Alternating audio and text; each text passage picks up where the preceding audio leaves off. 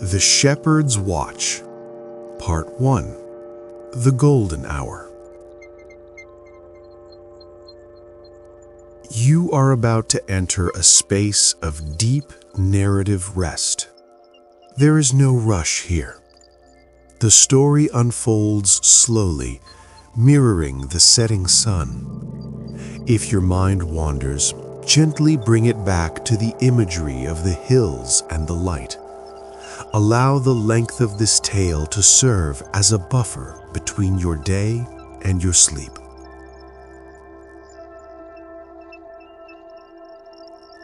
The ancient world does not mark time by the ticking of a clock or the hurried glance at a screen. It marks time by the slow, majestic arc of the sun, by the lengthening of shadows, and by the changing rhythm of the wind. In the hill country of Judea, time is a physical presence, something you can feel on your skin and taste in the air. Our story begins here, in the vast, open quiet of the wilderness just south of Bethlehem. It is late afternoon. The heat of the day, which has baked the limestone rocks and warmed the earth since dawn, is beginning to lose its intensity. It is that precise moment when the harsh white light of noon softens, shifting spectrums into something richer, deeper, and infinitely more gentle. Imagine yourself standing on a high ridge. To your west, the rolling hills descend toward the great sea, though it is too far to see. To your east, the land drops away into the wild, rugged beauty of the desert. You are suspended here between the fertile and the barren, in a sanctuary of stone and sky. Take a moment to notice the ground beneath your feet. In this place, the earth is solid and ancient. It is composed of pale limestone and flint, rocks that have held their position for thousands of years. Between the stones grows the hardy grass of the highlands, tufts of green and gold that smell of straw and sun-dried earth. There is a grounding energy here. Imagine the soles of your feet connecting with this stability. You are supported. You are held up by the very foundation of the earth, just as the hills themselves are held. The air in the Judean highlands is unique. It is thin and clear, carrying no weight of humidity. When you breathe it in, it feels crisp, even in the warmth of the afternoon. It carries the perfume of the wilderness, a complex herbal bouquet of wild thyme, sage, and the resinous scent of distant terebinth trees. Breathe it in now, slowly, deeply. Imagine that scent filling your lungs, clean, ancient, and purifying. And as you exhale, imagine the dust of your own life, the noise of the city, and the clutter of your thoughts drifting away on the wind, carried out over the valley to vanish into the vastness. In the middle of this landscape, resting in the shade of a solitary carob tree, is a young man. His name is David. History will know him by many titles: warrior, poet, king. But today, in this quiet moment, he is none of those things. He carries no sword. He wears no crown. He is simply a shepherd. He is the keeper of the flock, the guardian of the quiet. David sits with his back against the rough bark of the tree. The texture of the wood is familiar to him, a sturdy support against his spine. He has sat here 100 times before. His legs are stretched out before him, crossed at the ankles, his sandaled feet resting in the dust. He is perfectly still. There is a profound art to the stillness of a shepherd.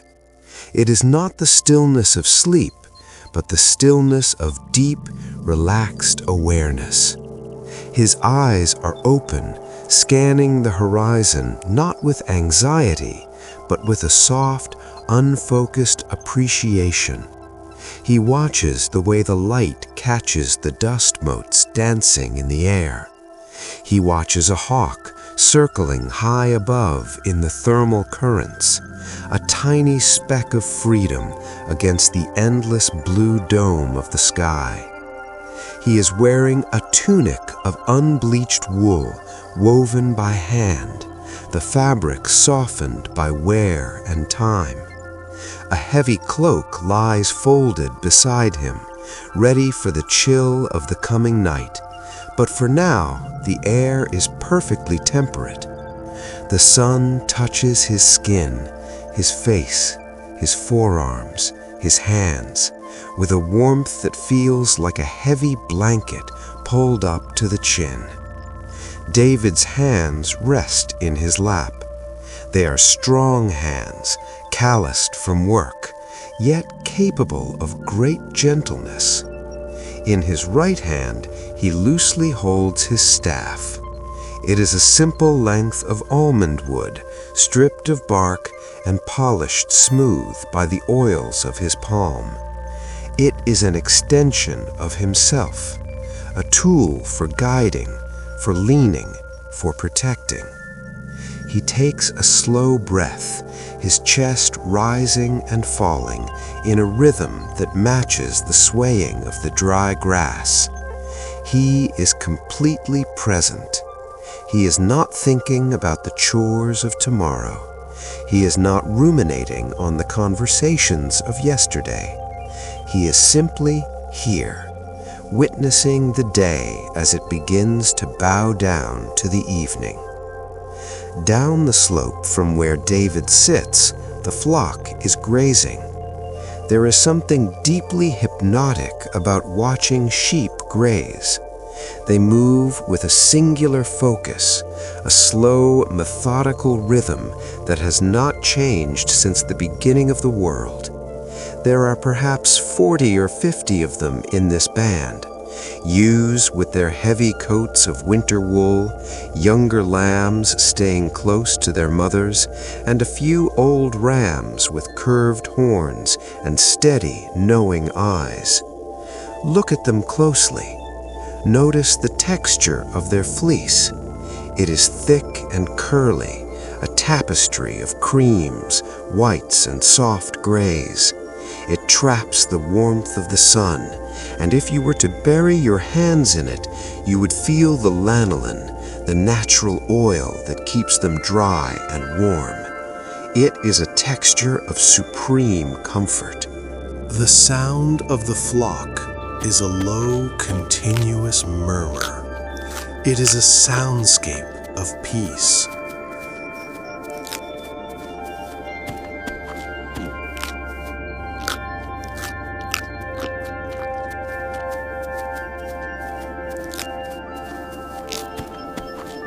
The sound of grass being pulled.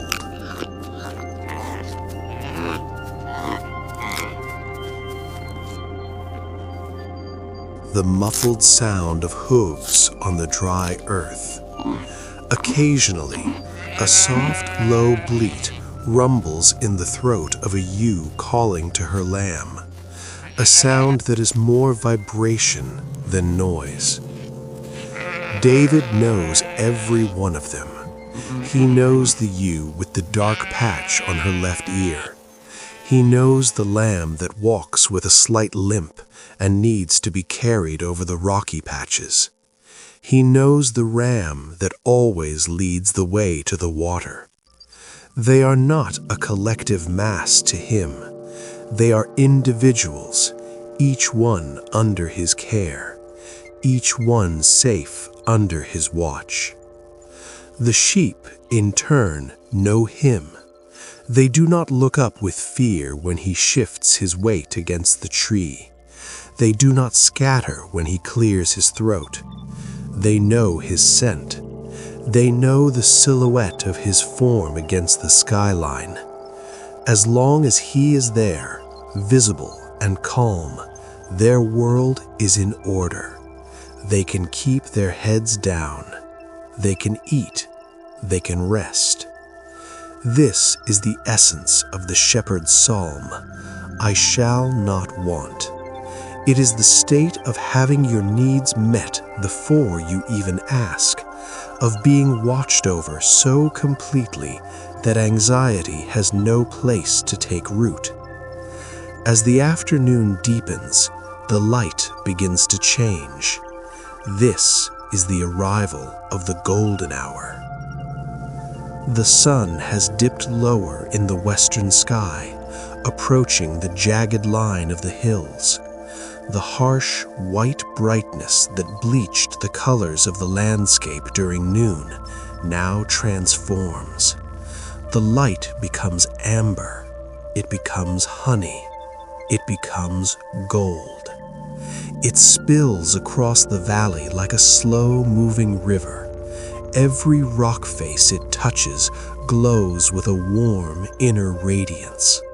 The dry grasses light up, turning from pale straw to brilliant, shimmering bronze. The leaves of the olive trees in the distance, which are silver green on their undersides, catch the breeze and sparkle like thousands of tiny coins flipping in the air. David watches this transformation with quiet awe. He has seen it 1,000 times, yet it never ceases to be beautiful. It is the daily promise that the work is ending. It is the signal that rest is coming. The shadows begin to lengthen. Look at the shadow of the great carob tree. An hour ago, it was a puddle of shade directly beneath the branches. Now it stretches out across the grass, long and elegant, reaching toward the flock. The shadows of the rocks grow tall. The textures of the land become more pronounced. In the high noon sun, the world looks flat. In the golden hour, the world has depth. Every contour, every dip in the land, every stone is highlighted by the interplay of gold light and violet shadow. The temperature drops, just a degree or two, but enough to feel it on your skin. A breeze picks up from the west, coming off the distant sea. It moves through the valley, stirring the wildflowers, red anemones and yellow mustard flowers, nodding their heads in slow agreement.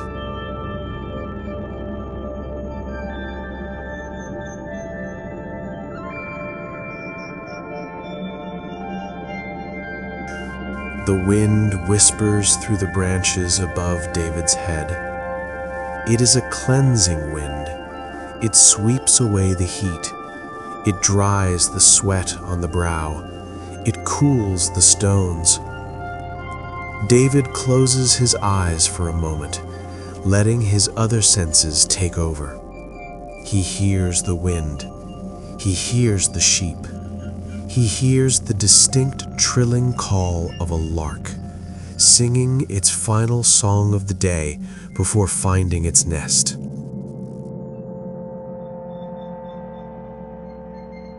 He smells the cooling earth, the scent of crushed sage releasing its oils into the twilight air.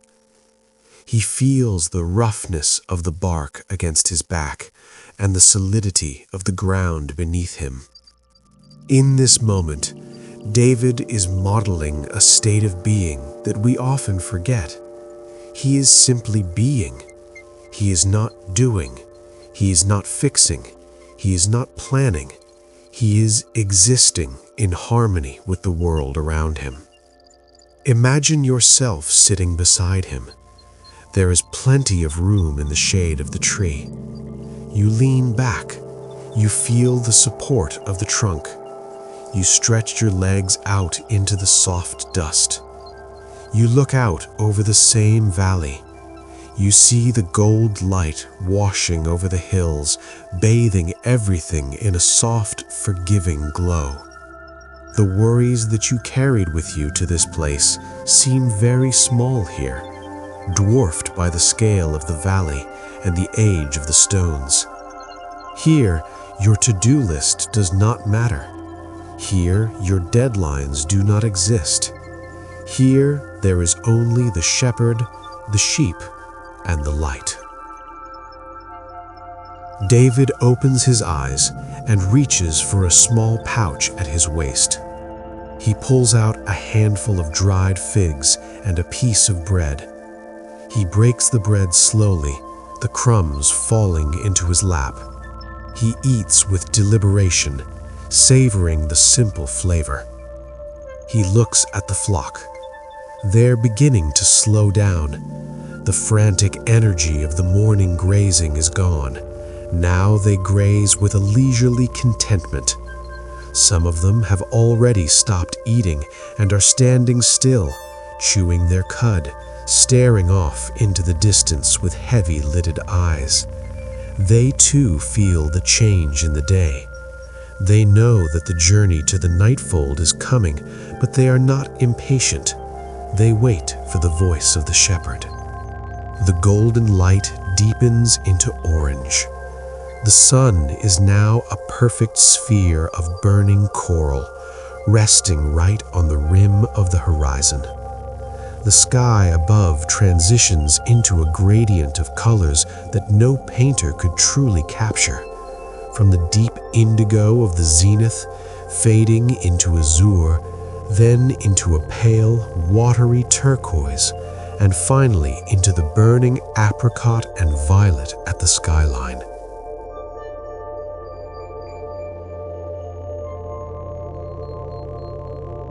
It is a spectacle of silence.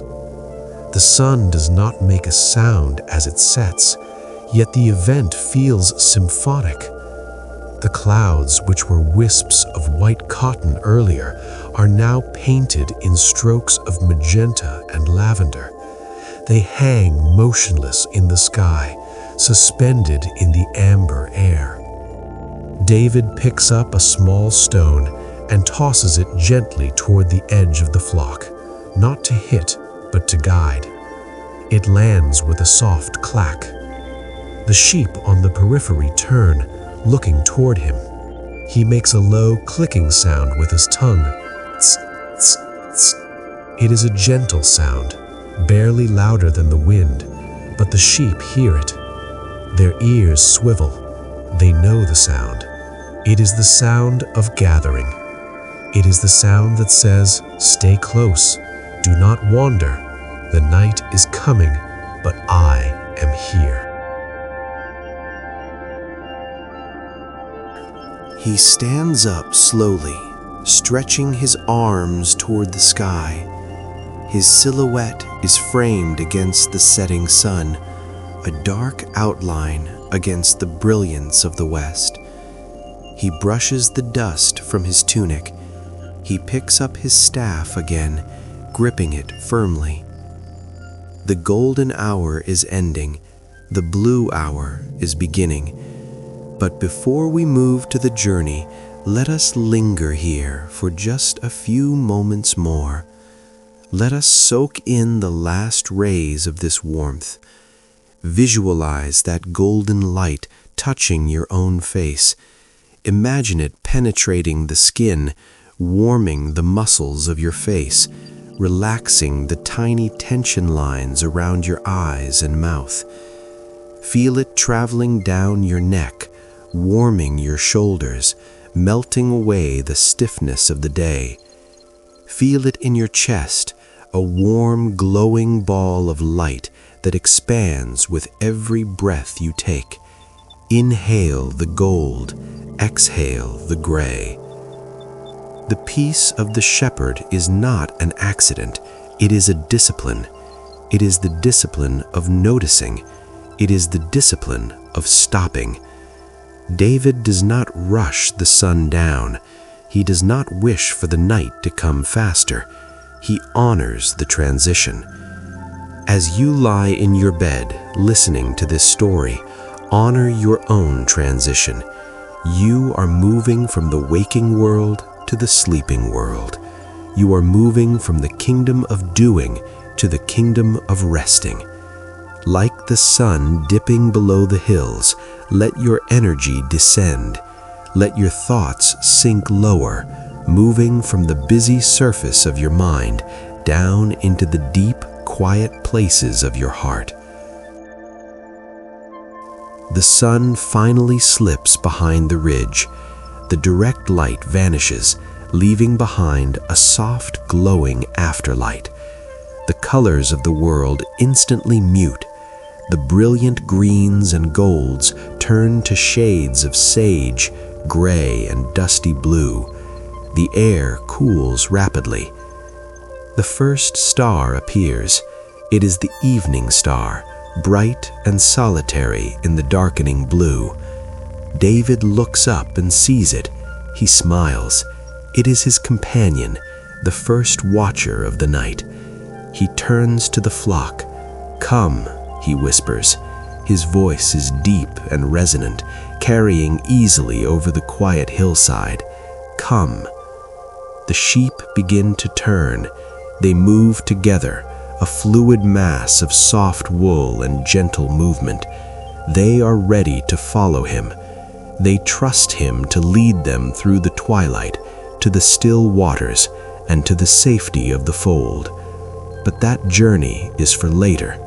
For now, simply rest in this feeling, the feeling of the day being done, the feeling of the earth cooling down, the feeling of the shepherd standing watch, his staff in hand, his eyes calm, his presence a shield against the dark. You are in the hills of Bethlehem. You are safe. You are at peace, and the night is a friend that brings you rest.